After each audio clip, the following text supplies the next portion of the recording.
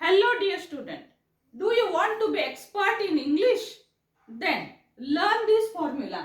This formula is the foundation of English. This is the pillar foundation. Yes, जर तुम्ही हा formula शिकलात तर तुमचं इंग्रजी जे आहे ते एकदम पूर्ण होऊन जाणार आहे. परिपूर्ण आणि पक्का अशा प्रकारचं इंग्रजी तुम्हाला जमणार आहे. त्यासाठी काय करायचं आहे तर तुम्हाला हा फॉर्म्युला लर्न करायचा आहे, तो शिकून घ्यायचा आहे, त्याची प्रॅक्टिस करायची आहे. So let it start. So बघा, आपला हा स्पोकन इंग्लिशचा शेवटचा असा हा व्हिडिओ असणार आहे. त्याच्यामधनं तुम्ही आजच्या ह्या जो फॉर्म्युला जर तुम्ही शिकून घेतला तर तुम्हाला केवळ स्पीकिंग साठीच नाही तर संपूर्ण इंग्रजीच्या अभ्यासासाठी तुम्हाला त्याची खूप खूप खूप मदत होणार आहे. So let's get started. See, आपण पाहूया पहिल्यांदा 12 काय आहे. ओके, सो हा फॉर्म्युला काय सांगतो, हा इंग्रजीचा कणा आहे. फॉर्म्युला कोणता आहे, 12 × 24 × 7. सो काय आहे हा पूर्ण फॉर्म्युला ते आपण शिकूया आणि त्याच्या सहाय्याने तुम्ही संपूर्ण इंग्रजी तुमच्या मुठीमध्ये करू शकता. सो सी, आता आयडिया तर आली असेलच तुम्हाला की हा पहिला 12 जो आहे तो कशा संदर्भात आहे. See here, so 12 means tenses. There are 12 tenses in English. So with the help of these 12 tenses, we want to speak in English. We can easily do anything in English. Okay? So ह्या 12 जे काही आपले सूत्र आहेत टेन्सचे, त्याच्या मदतीने आपण इंग्रजीतलं सगळं काही पक्क करू शकतो. सो आपण 12 फॉर्म्युलाज इथे मी लिहिलेले आहेत. याच्या मदतीने बघूया आपण कशी प्रॅक्टिस करायची आहे. तुम्ही लिहिण्याची पण अशीच प्रॅक्टिस करू शकता आणि वाचू पण शकता तुम्ही याच मदतीनं, आणि तुम्ही इंग्रजी सुद्धा बोलू शकता. सो त्यासाठी बघा इथं V1, V2, V3, V4 आणि V5 असे मी इथं तुम्हाला मेन वर्बचे जे फॉर्म पडतात ते फॉर्म इथं दाखवलेले आहेत. We have already seen it, learn it. Okay, आपण ऑलरेडी हे सगळं लर्न केलेलं आहे. हे 5 फॉर्म कसे असतात काय नाही, हे जे आपल्याला इथे वेगवेगळे फॉर्म लागणार आहेत त्यासाठी मी इथे ते तुम्हाला दाखवलेले आहेत. सो आता आपण सुरुवात करूया पहिल्या आपल्या सिंपल टेन्स पासून. सो सिंपल टेन्सचे 3 फॉर्म असतात, प्रेझेंट, पास्ट आणि फ्युचर आपल्याला माहिती आहे.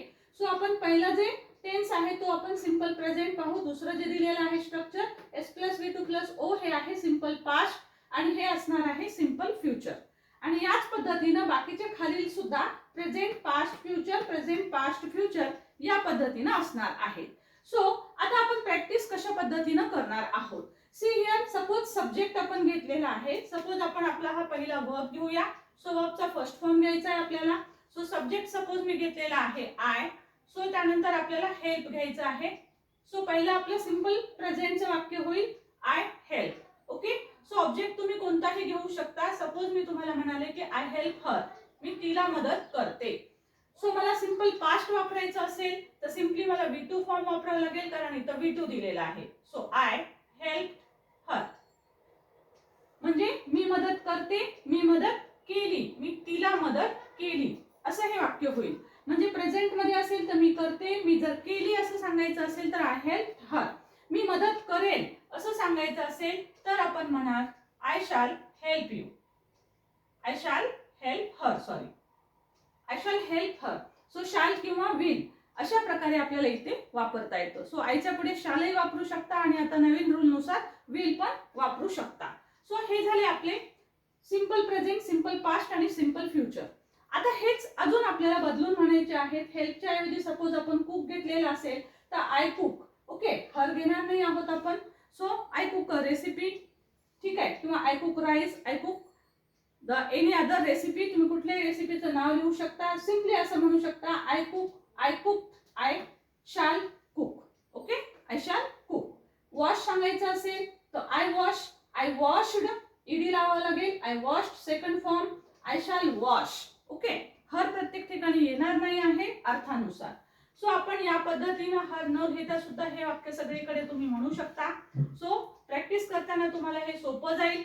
सो या मेथडने तुम्ही वाक्य करू शकता. मी तुम्हाला इथं खूप सारे वेगवेगळे वर्ब पण दाखवलेले आहेत. जशा पद्धतीने हे वाक्य असं होईल. सपोज मी यातला आस्क घेतला तर I ask, I asked, I shall ask. Okay, so मी आधी पण सांगितलं होतं ईडी लागल्याच्या नंतर आय आस्क्ड असं नाही म्हणायचं. आय आस्क्ड, आय आस्क्ड, ड आणि ट च्या मधला उच्चार करायचा आहे. I ask, I shall ask. Dance घेतलं, so I dance, I danced, I shall dance. Enjoy घेतलं, I enjoy, I enjoy, I shall enjoy. Suppose jump घेतलं, I jump, I jumped, I shall jump. या मेथडनी तुम्हाला ही भरपूर अशी practice ह्या 3 वाक्यांची करायची आहे. हा 3 वाक्य म्हणजे काय आहे तर 80% इंग्लिश आहे. With the help of these 3 tenses you can build up 80% sentences of English. 80% इंग्रजीतले वाक्य जे आहेत ते फक्त आणि फक्त ह्या 3 टेन्सच्या मदतीनंच आपल्याला करता येत असतात. त्यामुळे हे खूप महत्त्वाचं आहे, याची प्रॅक्टिस भरपूर करा. आयच्या ऐवजी आपण सब्जेक्ट चेंज केला तर आपण वेगवेगळ्या पद्धतीने हे वाक्य म्हणू शकतो. ते कसे सब्जेक्ट चेंज करायचे तर आयच्या ऐवजी तुम्ही आय यू वी दे ही ट्रिक वापरून वेगवेगळे लिहू शकता. जसं की you help, you help, you shall help, sorry you will help. Okay, so यूच्या पुढे शॅल येत नाही, सिम्पली तुम्हाला विल घ्यायचं आहे.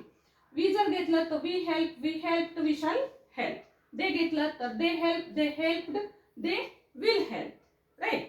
सो या पद्धतीनं सब्जेक्ट चेंज करून सुद्धा तुम्ही याची प्रॅक्टिस करू शकता. So this is what about the simple present. Now the continuous tense. Continuous मध्ये काय केलेलं आहे, सब्जेक्ट त्यानंतर एमिजार वापरायचे आणि वर्बचा 4th फॉर्म वापरायचा आहे. म्हणजे हा 4th फॉर्म आपल्याला वापरायचा आहे. सपोज मी वाक्य हेल्पचं घेतलं आणि मग मी म्हणाले तो आयच्या पुढे मला ह्या तिन्हीपैकी एम वापरावं लागेल. I am helping. हेल्प याचा 4th फॉर्म घ्यायचा आहे हा helping. I am helping. Okay, I am helping. So तुम्ही आय एम हेल्पिंग म्हणू शकताय. पास्ट टेन्स मध्ये आय वॉज हेल्पिंग, आयच्या पुढे वॉज घ्यावं लागेल. सो आपल्याला म्हणावं लागेल आय वॉज हेल्पिंग. जर आपल्याला एखादी गोष्ट अशी सांगायची असेल की मी नंतर मदत करेल, सो आपल्याला म्हणावं लागेल I shall be helping, I shall be helping. So या मेथडनी तुम्हाला काळानुसार वाक्य बदलावे लागतात. सो आयच्या पुढे एम घ्यायचे का वॉज का शॅल का काय घ्यायचं आहे तर हे आपण या अगोदर पहिल्या डे 1 डे 2 ह्या 2-3 व्हिडिओज मधून सुद्धा ते आपण शिकलेलो आहोत. त्या पेअर मी तुम्हाला शिकवल्या होत्या, लिहून दिल्या होत्या, त्याची प्रॅक्टिस पण आपण घेतलेली आहे.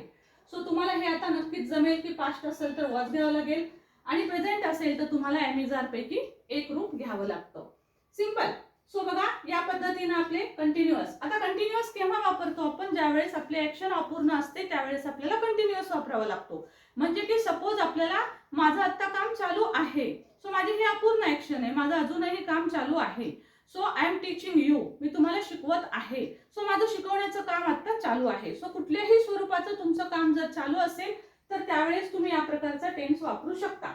सो इथे तुम्हाला मी भरपूर असे वर्ब दिलेले आहेत, याच्या सहाय्याने तुम्ही वेगवेगळ्या प्रकारचे वाक्य करू शकता. सपोज मी म्हणते आहे की I am dancing, I was dancing, I will be dancing. Okay, समजा एन्जॉयचं म्हणायचं आहे I am enjoying, I was enjoying, I will be enjoying. I will be वापरा किंवा आय शॅल बी वापरू शकता. त्यानंतर तुम्हाला सपोज क्लोजचं वाक्य म्हणायचं आहे, सो तुम्ही म्हणू शकता I am closing, I was closing, I will be closing. So या मेथडने तुम्ही कुठलाही वर्ब घेऊन ह्या 3ची प्रॅक्टिस करू शकताय. आता आपला नेक्स्ट टेन्स. सो परफेक्ट काय आहे, सो परफेक्ट म्हणजे पूर्ण. पूर्ण एखादी ऍक्शन जर तुमची नुकतीच पूर्ण झालेली असेल तर त्यावेळेस आपल्याला परफेक्ट टेन्स वापरावा लागतो. जसं की सपोज मी आता असं म्हणू शकते की I have taught you simple and continuous tense. आताच माझं सिंपल आणि कंटिन्युअस टेन्स शिकून पूर्ण झालेलं आहे. सो मी काय म्हणते I have taught you, I have taught you. म्हणजे आय सब्जेक्ट घेतलेला आहे, हॅव हॅज पैकी मी आयच्या पुढे हॅव घेतलेला आहे आणि वर्बचा 3rd फॉर्म घेतलेला आहे, टीचचा 3rd फॉर्म येतो टॉट. So I have taught you. So या पद्धतीने आपण फॉर्म घेतलेला आहे. म्हणजेच एखादी ऍक्शन नुकतीच पूर्ण झालेली असेल तर आपण असं म्हणतो, किंवा आपल्याला काल आत्ता यावेळेस ही ऍक्शन पूर्ण झाली होती असं सांगायचं असेल, मी काल शिकवलं होतं, आय हॅड टॉट यू येस्टरडे. म्हणजे या वेळेला मी काल तुम्हाला शिकवून पूर्ण झालेलं होतं असा त्याचा अर्थ होतो. म्हणजे भूतकाळात सांगायचं असेल तर आय हॅड टॉट यू. समजा उद्या माझं यावेळेला शिकवून झालेलं असेल तर तुम्हाला सांगावं लागेल I shall have taught you. So I shall have taught you, मी तुम्हाला उद्या हे शिकवलेलं असेल. शॅल हॅव किंवा विल हॅव दोन्ही वापरू शकतो. सो तुम्हाला आता हे कळलं. याच बरोबर तुम्ही सपोज हेल्प घेतलेला असेल तर तुम्हाला म्हणावं लागेल आय हॅव हेल्प, म्हणजे मी तुला मदत केलेली आहे. मी तुला मदत केली होती, आय हॅड हेल्प्ड यू. मी तुला मदत केलेली असेल म्हणजे उद्या मी करेल तुम्हाला मदत, तर तर म्हणेल मी I shall have help you. मी तुला उद्या यावेळेस मदत केलेली असेल. बघ, खात्री ठेव, मी तुला उद्या यावेळेस मदत करून पूर्ण झालेली असणार आहे. सो मी म्हणेल I shall have help you tomorrow. मी उद्या तुला यावेळेस पूर्ण मदत करून झालेली असेल. आता बघा फोर्थ वन, परफेक्ट कंटिन्युअस. हा काय प्रकार असतो? याच्यामध्ये तुम्हाला परफेक्ट शब्द पण दिसेल आणि हा कंटिन्युअस पण दिसेल. तर याचा अर्थ असा असतो की हे दोन्हीचं कॉम्बिनेशन आहे, कंटिन्युअस आणि परफेक्टचं. याचाच अर्थ याच्यामधली ऍक्शन कंटिन्यू म्हणजे चालू असणे. सो कंटिन्युअस म्हटलं की एखादी ऍक्शन चालू असते आणि परफेक्ट म्हणजे ती पूर्ण झालेली असते. आणि याच्यामध्ये दोन्ही गोष्टी आहेत, म्हणजे तुमची ऍक्शन थोडीशी पूर्ण झालेली असणार आहे आणि थोडीशी अजून सुद्धा चालू असणार आहे. म्हणजे ज्या वेळेस तुम्हाला अशी एखादी गोष्ट सांगायची असते की ती तुमची ऍक्शन जी आहे ती चालू पण आहे आणि थोडीशी पूर्ण पण झालेली आहे. जसं की माझं 3 टेन्स शिकवून झालेलं आहे, म्हणजे माझा एवढा भाग संपलेला आहे, म्हणजे परफेक्ट झालेला आहे. आणि मी अजूनही तुम्हाला हा फोर्थ वन शिकवते आहे, म्हणजे माझी ऍक्शन चालू आहे. याचाच अर्थ की माझी ऍक्शन थोडी संपलेली आहे आणि थोडी अजून चालू आहे. त्याला आपण साध्या सोप्या भाषेत म्हणतो इनकम्प्लीट वर्क. अर्धवट काम झालेलं असेल तर ते आपण ह्या काळाने दाखवू शकत असतो. सो सिम्पली आता सपोज मला म्हणायचं आहे की मी तुम्हाला शिकवून झालेलं आहे, तर मी काय म्हणेल I have been teaching you. Okay, I have been teaching you. 2 तासापासून, 1 तासापासून, 1 वर्षापासून, 1 महिन्यापासून, अशा प्रकारचे शब्दप्रयोग इथे आपण वापरत असतो. इन डिटेल तुम्ही टेन्सचे आपले व्हिडिओ पहा, त्याच्यामध्ये हा जो चौथा प्रकार आहे तो पासूनसाठी आपण फॉर किंवा सिन्स हे शब्द वापरू शकत असतो. ते कसे आणि कुठे वापरू शकतो ते डिटेल तुम्ही तिथे अभ्यासू शकता. सो इथे सिम्पली एवढंच लक्षात ठेवा की आता सपोज हेल्पचं वाक्य म्हणायचं असेल तर I have been helping you. I have been helping you म्हणजे ह्याच पैकी हॅव वापरलंय, बीन घेतलंय, वर्बचा फोर्थ फॉर्म घेतलाय म्हणजे आयएनजीचा फॉर्म घेतलाय. I had been helping you. मी तुला मदत करत आलेली होते, म्हणजे मी यापूर्वी पण तुला मदत करत आलेली होते. I will have been helping you. उद्या सुद्धा मी तुला मदत करत आलेली असेल, म्हणजे मी अगोदरही मदत केलेली आहे आणि इथून पुढे भविष्यात सुद्धा माझी तुला मदत चालूच असेल. अशा प्रकारचे जेव्हा सेंटेन्सेस येतील तेव्हा आपल्याला हा प्रकार वापरायचा आहे. ओके, नाव आता आपल्याला याची प्रॅक्टिस जी करायची आहे, एकत्रित 12ची प्रॅक्टिस जेव्हा तुम्ही कराल तर तेव्हा अशा प्रकारची प्रॅक्टिस करावी लागते. बघा हेल्पचे वाक्य असतील तर तुम्ही म्हणाल I help, I shall help, I am helping, I was helping, I shall be helping. हे झाले आपले वरचे 3-6 प्रकार. आता हे सो तुम्ही काय म्हणाल I have help, I had help, I will have help. हे काय म्हणाल I have been helping, I had been helping, I will have helping. Right. So next आपण आस्कचं घेतलं. समजा I asked, I shall ask. I am asking, I was asking, I shall be asking. I have asked, I had asked, I will have asked. I have been asking, I had been asking, I will have been asking. So या मेथडनी तुम्हाला कुठलाही एक verb घ्यायचा आहे. मी दोन्ही verb म्हणून दाखवले 12ला 12 प्रकारांमध्ये. सो याच मेथडनी you have to practice it a lot.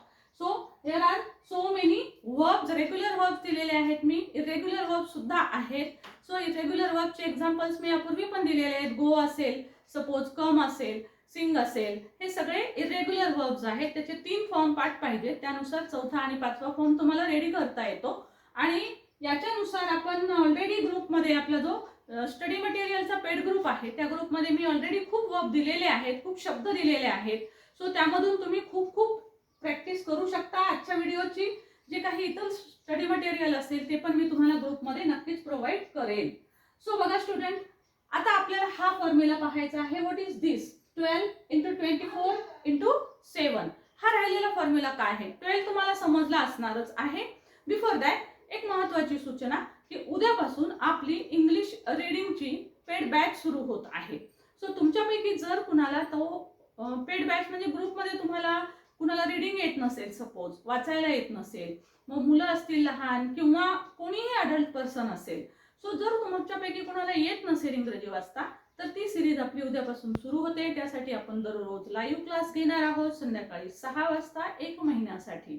आणि हो, हे सर्व क्लासेस आणि त्याच्यासोबतचं स्टडी मटेरियल तुमच्या ग्रुपमध्ये तुम्हाला मिळणार आहे. सो 1 महिन्यामध्ये जर इंग्रजी वाचायला शिकायचं असेल आणि सुट्टीचा फायदा करून घ्यायचा असेल तर जरूर आमच्या चॅनलवर जाऊन तुम्ही यासाठी पेड कोर्स जॉईन करू शकता किंवा मला तुम्ही कॉल पण करू शकता. माझा नंबर तुम्हाला ऑलरेडी आधीच्या सगळ्या 9 व्हिडिओज मधनं मिळून जाईल. सो 9 व्हिडिओमध्ये मी तो नंबर दिलेला आहे. So once again check it. आता बघूया 24x7 हा फॉर्म्युला काय आहे. सो मी तुम्हाला सांगितलं 12 कळालं तुम्हाला. 12 म्हणजे हे 12 टेन्स आहेत बघा मोजून. हे 3 आहेत, हे 3, हे 3, हे 3, 3 चोक 12. सो हे आहेत 12 टेन्सेस जे आहेत हे जर आपण 24/7 केले, 24/7 याचा अर्थ 24 तास. ओके, 24 तास म्हणजे सतत, नेहमी. सो तुम्हाला काय करायचं आहे, you have to practice it 24/7. म्हणजेच तुम्हाला ह्या 12 टेन्सेसची प्रॅक्टिस तुम्हाला दररोज करायची आहे. दररोज करायची आहे. 24 तास याचा अर्थ तुम्ही काय सतत एकच काम करणार आहात का? तसं नाही. तर तुम्हाला याची प्रॅक्टिस दररोज आणि नेहमी करत राहायचं आहे. म्हणून याला म्हटलेलं आहे 24/7. आपण म्हणतो ना मेडिकल ज्या खूप इम्पॉर्टंट अशा ज्या गोष्टी असतात तर फॅसिलिटीज असतात तर त्या 24/7 अवेलेबल असतात. सो तसा हा 12 जो आहे तो तुमच्यासाठी 24/7 अवेलेबल असला पाहिजे. कुठेही जाताना एक चीट करा, त्याच्यावर हे 12 टेन्सेस लिहा आणि त्याच्या मागच्या बाजूला काही वर्ब लिहून ठेवा अशा प्रकारे. आणि जाता येता कुठेही जेव्हा तुम्ही म्हणजे ऍक्टिव्ह नसता परंतु वेळ असतो तुमच्याकडे, तर अशा वेळेस ती चीट काढून समोर ठेवा. 12 टेन्सेस लिहिलेले असू देत त्यावर, या पद्धतीनं त्याचे स्ट्रक्चर लिहिलेले असू द्या आणि या पद्धतीचे वर्ब लिहिलेले असू द्या. ह्या वर्बच्या सहाय्याने तुम्ही सतत त्याची प्रॅक्टिस करा. घंट्या 2 घंट्यांनी पुन्हा रिकामा वेळ मिळाला 5 मिनिटं पुन्हा ती चीट काढा, पुन्हा त्याचा अभ्यास करा, पुन्हा अजून घंट्या 2 घंट्यानंतर पुन्हा त्याचा अभ्यास करा. अशा पद्धतीनं जर तुम्ही 24/7 ह्या 12 टेन्सेसचा जर अभ्यास केला तर इंग्रजी तुमच्या मुठीत म्हणजे मुठीतच असणार आहे. कारण ऑलरेडी 9 दिवस आपण भरपूर इंग्रजीची स्पोकन इंग्लिश आपण प्रॅक्टिस केलेली आहे. कशी करायची ते मी व्हिडिओत सांगितलेले आहे. भरपूर मटेरियल तुमच्याकडे आहे. आता फक्त गरज आहे ती फक्त आणि फक्त प्रॅक्टिस करण्याची. सो रेकॉर्ड युअर व्हिडिओज, तुमचे स्वतःचे व्हिडिओज रेकॉर्ड करा जसे मी प्रत्येक व्हिडिओत सांगितलेले आहे. आणि त्या पद्धतीनं जर तुम्ही केलं आणि येणाऱ्या आपल्या सिरीज मधून आपण वेगवेगळ्या सिरीज आपण चालू ठेवतोय. रीडिंगची आहे, त्यानंतर आपण रायटिंगची करणार आहोत आणि लागलीच बेसिक ग्रामरची सुद्धा आपण सिरीज घेणार आहोत ज्याच्यामध्ये पेड क्लासेस पण असणार आहेत आणि युट्यूबवर तर आपले विविध व्हिडिओज येतच राहतात. सो नक्कीच 24/7 हा रूल फॉलो करा. 24 तास हा रूल फॉलो करा आणि मग बघा तुमच्यात किती सुधारणा होते. सो नक्कीच चॅनल आणि व्हिडिओज आपले आवडत असतील तुम्हाला तर लाईक जरूर करा. हाईप आलं तर हाईप पण जरूर करा. आणि हो, चॅनलवर नवीन असाल तर चॅनल सबस्क्राईब करून घ्या. कारण यासारख्या खूप नवनवीन गोष्टी आपण चॅनलवर घेऊन येत असतो. पुढील सुट्ट्यांमध्ये तर तुम्हाला भरपूर गोष्टी शिकायला मिळणार आहेत. त्यासाठी चॅनल जरूर सबस्क्राईब करून घ्या. Thank you so much for watching. Thank you.